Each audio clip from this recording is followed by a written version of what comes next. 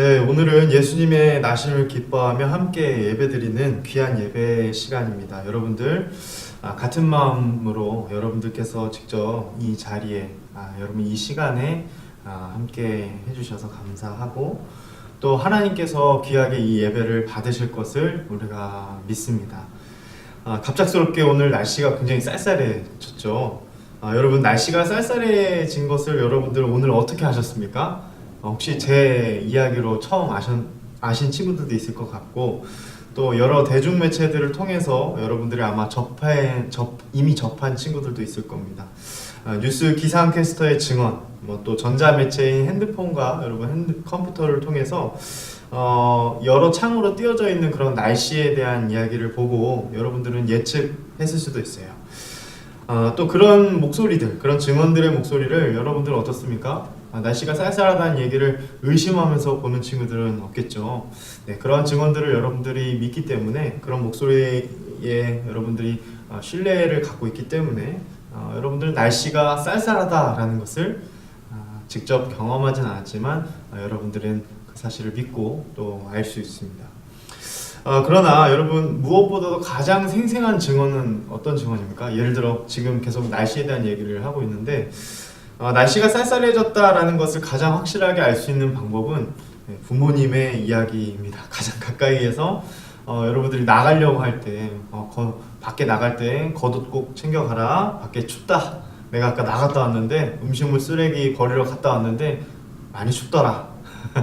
여러분 어떻습니까? 우리 어머님들이 그렇게 아버지가 그렇게 이야기를 하실 때 여러분들은 그 이야기의 증언의 목소리를 귀 기울이고 여러분들 따뜻하게 입고 가야겠구나 그렇게 생각하시고 나갈 수밖에 없겠죠. 마찬가지로 여러분 우리가 신뢰할 수 있는 성경의 증언도 마찬가지입니다. 어떤 신학자들은 이렇게 얘기했어요. 이 성경에 대해서 비유하면서 표현하기를 이렇게 얘기했습니다. 성경은 마치 어린아이가 첨벙첨벙 놀 수 있는 거대한 풀장과도 같다. 또는 이렇게 표현했습니다. 성경은 마치 코끼리가 놀 수 있는 바다, 거대한 바다와도 같다라는 이야기를 했어요. 그 이야기는 무엇이냐면 그만큼 성경의 이 이해와 진리의 이 깊이는 크고 넓다라는 이야기를 하고 있는 것이죠. 그렇게 우리는 성경 안에서 여러 진술자들, 예수님의 말씀의 진리에 관한 증언하는 이 모든 저자들 그리고 또 등장인물들 그 안에서 등장하는 그 등장인물들이 이 전하는 목소리에 우리는 귀를 기울일 필요가 있습니다. 그렇지 않고서 우리가 보고 싶은 대로 내가 해석하고 싶은 대로 내가 원하는 방향대로 입맛대로 그렇게 성경을 보게 된다면 마치 성경의 거대한 파도 속에서 자꾸만 끼워 맞추기의 연장선상이 될 수밖에 없어요.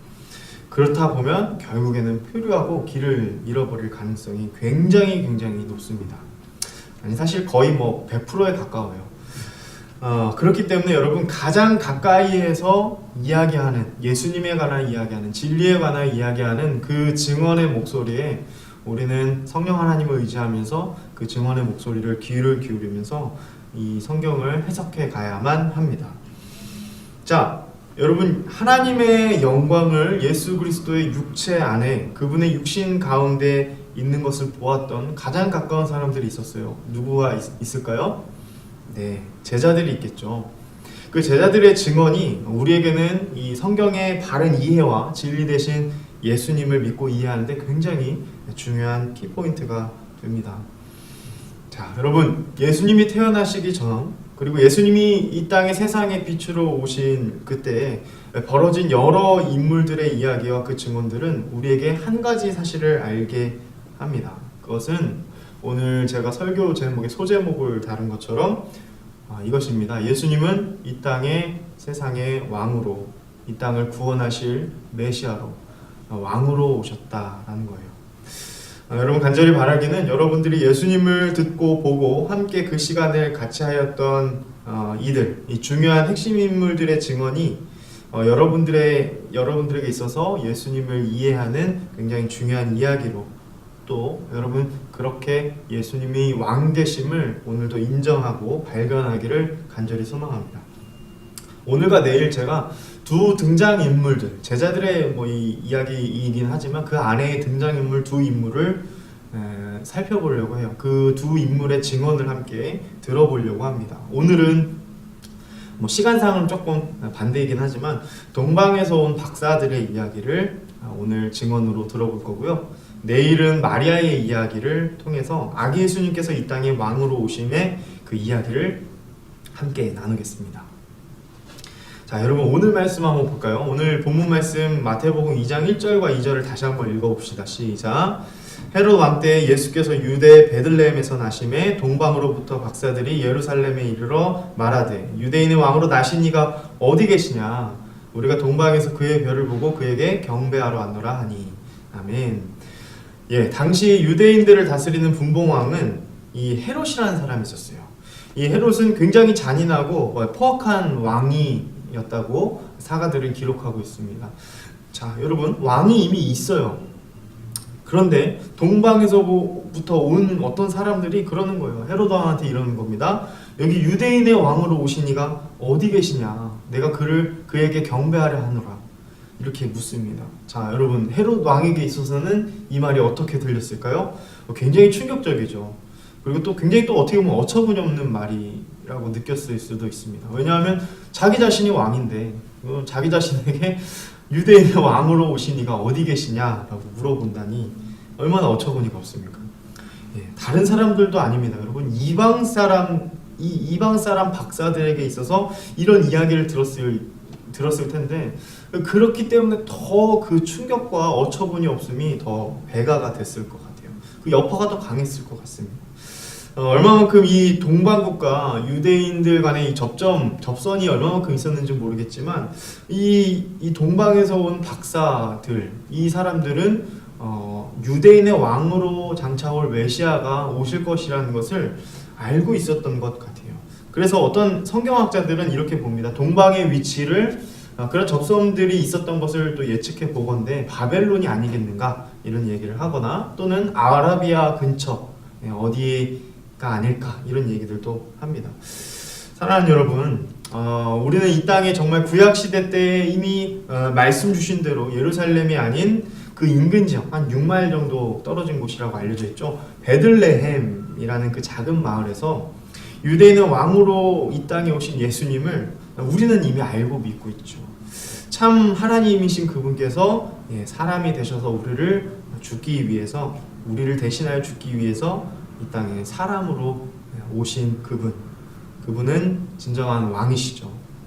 그런데 어떤 사람들에 있어서는 이러한 사실이 그냥 받아들여지고 단순히 수용되고 단순히 믿어지는 것이 아니라 어떤 사람들에게는 그런 이야기 자체가 위협 그 자체가 될 수 있다라는 거예요. 3절 말씀 보면 이렇게 얘기합니다. 헤롯 왕이 듣고 소동했다라고 성경은 말합니다. 모든 경건한 하나님의 위로를 기다리는 자들은 하나님을 향한 그 믿음으로 사는 자들에는 이 언약의 말씀이 굉장히 소망이었어요. 소망 그 자체였어요. 그 왕이 오실 것을 늘 기대하고 기다렸어요. 하지만 누군 기다리지 않았어요. 정작 그 당시 사람들을 다스리고 있던 왕 헤롯은 그 사실을 기다리고 있지 않은 것처럼 보여요. 4절도 여러분 한번 읽어볼까요? 4절 시작. 왕이 모든 대제사장과 백성의 서기관들을 모아 그리스도가 어디서 나겠느냐 물으니. 아멘. 자, 여러분 여기도 굉장히 어떻게 보면 이쌀스러운 이야기를 우리가 한 가지 포착할 수 있습니다. 그것은 무엇이냐면 어떻게 진정으로 이 땅에 예수님이 왕으로 오셨는데도 불구하고 이방의 하나님을 잘 알지 못하는 사람들이 먼저 그것을 인지하였는가 이 말이에요. 그러니까 대제사장들도 있었고 구약 성경에 능통한 서기관들도 있었고 그런 많은 학식에 있는 사람들을 있었지만 그런 사람들보다 가장 먼저 우리 주님이 이 땅의 왕으로 오셨다는 사실을 알게 된 사람들은 누굽니까? 동방에서부터 온 사람들이다 이거죠. 되게 아이러니하지 않습니까? 사랑하는 여러분, 하나님의 약속을 기다린다 했던 사람들이 표면적으로만 정말 겉으로만 기다렸던 것으로 정말 이 속내가 드러나게 되는 실체가 드러나게 되는 순간입니다. 여러분 마음을 숨길 수 있을 것 같으십니까? 절대 못 숨깁니다. 사랑하는 사람들을 대하는 나의 마음도, 그리고 싫어하는 사람을 대하는 내 마음도 언젠가는 그 속내가, 내가 예수님을 사랑한다 말을 하는 것이 정말 그게 전부가 아니다라는 것을 언젠간 나도 알고 사람들도 알고 하나님도 이미 알고 계신다라는 거죠. 여러분들 어떠세요? 오늘 우리가 성탄절 예배로 이 토요일에 하나님께 예배드리고 있습니다. 여러분 정말 예수님의 나심을 진정으로 기뻐하십니까? 내 마음속에 정말 나의 기쁨과 내 소망이 되십니까? 네, 이것이 우리에게 진짜 한번 물어보아야 할, 오늘 같은 이 예배 시간에 꼭 한번 던져보아야 할 질문이 아닐까요? 소동하는 이 헤로더, 난리법석을 떠는 이 사람들은 자신을 대항하고 위협할 새로운 왕의 존재가 너무나 꺼림칙하고 꺼려졌어요. 기뻐하지 않았습니다. 함께 웃으면서 동방박사들이 그렇게 경배하러 왔노라라는 말에 자신들의 그 마음이 함께하지 않았다라는 것이죠. 여러분, 동방박사들은 예수님이 진정한 구주로 오셨고 그분을 배웠을 때 우리가 드려야 할 황금과 유향과 모략이라는 그 보물을 드려야겠다라고 생각하고 그 진귀한 보물을 가져옵니다. 이 세 가지는 사실 굉장히 희귀한 물품이었어요. 황금은 뭐 말할 것도 없죠. 여러분들이 잘 아시듯. 그렇지만 이 모략과 제가 유황을 잠깐 설명을 드리면, 이 모략이라는 건 당시 인도에서 주로 이 작은 나무에서 추출되는 보기 드문 수액입니다. 유향은 당시 제단에 이렇게 허락되는 향로를 위한 것으로 중요한 예식에만 사용되었던 것입니다. 사랑하는 여러분, 우리 주님은 그렇게 우리에게 높임 받으시기에 마땅한 분이세요. 동방의 박사들, 정말 하나님을 잘 알지 못하는 사람들도 그렇게 머리를 엎드리며 조아리며 우리 주님의 인간으로 오셨지만 하나님이신, 참 하나님이신 그분에게 경배했던 것처럼 말이죠. 우리도 오늘 이 크리스마스 때 우리 주님을 먼저 높이는 시간이 되었으면 좋겠어요. 여러분들 이 예배가 마치고 나서 즐겁게 또 여러분들 뭐 가족들과 친구들과 이 시간을 보낼 테지만, 무엇보다도 우리가 우리의 근본적인 잊어서는 안 될 그 기쁨은 무엇입니까? 예수님께서 진정한 왕으로, 유대인의 왕으로 나시니가 어디 계시냐라고 동방박사들이 물었던 것처럼 우리에게 왕으로 이 땅에 정말 오신 예수님, 그분이 나의 구주가 되시고 오늘도 내 유일한 소망이 되신다라는 것을 여러분들이 정말 기뻐하며 여러분들 그 기쁨을 누리시면서 다른 것들을 취하시길 간절히 소망합니다. 왕으로 오신 예수님을 여러분들이 인식하시면서 오늘 하루를 보내시다, 그 말입니다. 소중한 여러분들 한 명 한 명을 예수님께서는 귀히 여기시고 여러분들을 위해 대신 피값을 흘리시기 위해 이 땅에 오셨습니다. 그분이 우리를 귀하게 여기셨다라고 한다면 우리도 하나님의 아들이신 예수님을 귀하게 여겨야 마땅합니다.